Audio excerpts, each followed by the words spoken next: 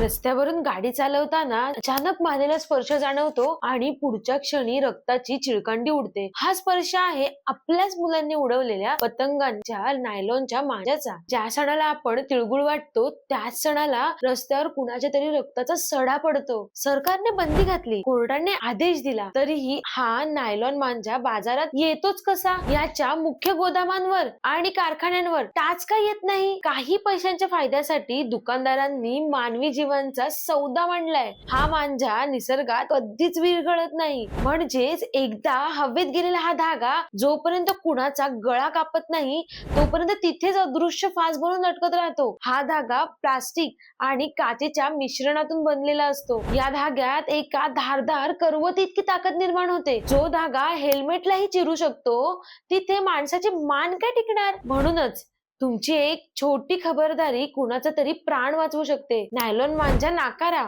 साधा धागा वापरा. हा व्हिडिओ सर्वांपर्यंत पोहोचवा आणि त्यांनाही सतर्क करा. एक कटिंग मराठी कडून तुम्हा सर्वांना संक्रांतीच्या हार्दिक शुभेच्छा. तिळगुळ घ्या, गोड गोड बोला.